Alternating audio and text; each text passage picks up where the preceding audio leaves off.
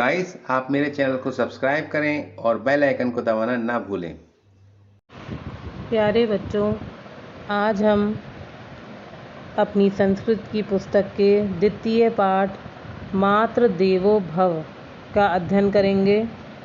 जैसा कि नाम से ही, इसके शीर्षक से ही ये ज्ञात होता है कि मातृ अर्थात माता देवता के समान होती हैं। और ऐसा आपने पहले भी सुन रखा होगा कि हमें माता पिता जो हैं उनकी सेवा करनी चाहिए, और माता पिता इस धरती पर ईश्वर के समान ही माने जाते हैं। चलिए अपने पाठ को शुरू करते हैं और इसके पाठ को पढ़ते समय ध्यान से इसको पढ़ेंगे और इसके अर्थ को समझेंगे। मुकुलः एकः बालकः अस्ति। मुकुल एकः मतलब एक, बालक मतलब लड़का, और अस्ति मीन्स है। मुकुल एक लड़का है। तस्य एकम मित्रम अस्ति। तस्य मतलब उसका एक मित्र है। तस्य नाम सतीशः अस्ति। उसका नाम सतीश है। एकदा सतीशस्य जननी ज्वरेण पीड़िता अभवत्। एक बार सतीश की माता बुखार से पीड़ित हो गईं। सा अवदत्, वह बोली, भो सतीश गच्छ वैद्यम आनय। वह बोली, अरे सतीश जाओ, वैद्य को ले आओ। सतीशो अवदत्, सतीश ने कहा, अयम में क्रीडनस्य कालः, यह मेरे खेलने का समय है। मम मित्राणि आगच्छन्ति, मेरे मित्र आ गए हैं। अहम क्रीडनार्थम गच्छामि, मैं खेलने के लिए जाता हूँ। इति उक्त्वा, ऐसा कहकर, सः बहिः अगच्छत्, वह बाहर चला गया। आइए अब द्वितीय अनुच्छेद को पढ़ेंगे। तस्मिन् एव काले सतीशस्य मित्रं मुकुलः तत्र प्राप्तः। उसी समय, तस्मिन् एव काले उसी समय, सतीशस्य मित्रम सतीश का मित्र, मुकुल, तत्र का अर्थ है वहाँ, प्राप्तः आया। उसी समय सतीश का मित्र मुकुल वहाँ आया। सः सतीशस्य जननीं ज्वरेण पीड़िताम अपश्यत्। उसने सतीश की माता को बुखार से पीड़ित देखा। सः ताम अपृच्छत्, उसने उनसे पूछा, कुत्र सतीशः गतः इति, सतीश कहाँ गया।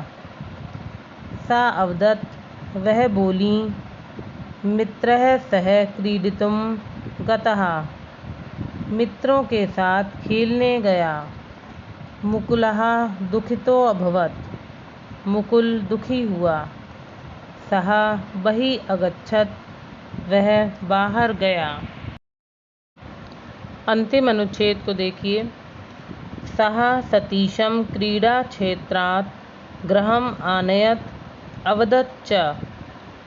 वह सतीश को खेल के मैदान से घर लाया और बोला, हे मित्र, एषा तव जननी ज्वर पीड़िता अस्ति। हे मित्र, तुम्हारी माता बुखार से पीड़ित है। त्वया अस्याः सेवा कर्तव्या, तुम्हें उनकी सेवा करनी चाहिए। किम त्वं न जानासि, क्या तुम नहीं जानते हो। तैत्तिरीयोपनिषद उपदिशति। तैत्तिरीय उपनिषद में उपदेश दिया गया है, मातृ देवो भव इति, माता देवता के समान होती हैं। अन्यदपि उक्तम, इसके अतिरिक्त भी कहा गया है, अभिवादनशीलस्य नित्यं वृद्धोपसेविनः चत्वारि तस्य वर्धन्ते आयुर्विद्या यशो बलम। इसका अर्थ समझिए। अभिवादनशीलस्य, अभिवादन करने वाले के, वृद्धोपसेविनः, बड़ों की सेवा करने वाले के, नित्यम का अर्थ है रोज। फिर से देखिए, अभिवादन करने वाले के, और नित्य बड़ों की सेवा करने वालों के चत्वारी, चत्वारी का अर्थ है 4, तस्य उसके वर्धन्ते बढ़ते हैं। ऐसे लोगों के 4 चीज़ों में वृद्धि होती है। आयुर्विद्या यशो बलम, आयु, विद्या, यश और बलम। फिर से इसके अर्थ को समझते हैं। अभिवादनशील और नित्य बड़ों की सेवा करने वालों की 4 चीज़ें बढ़ती हैं, आयु, विद्या, यश और बल।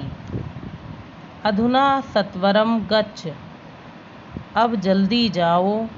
चिकित्सकम च आनय, और चिकित्सक को ले आओ। इति श्रुत्वा सतीशः वैद्यम आनयत, ऐसा सुनकर सतीश वैद्य को ले आया। तस्य जननी प्रमुदिता अभवत, उसकी माता प्रसन्न हुई। ये पाठ यहीं पर समाप्त होता है और आशा करती हूँ कि आपको इसका अर्थ भलीभांति समझ में आ गया होगा। धन्यवाद।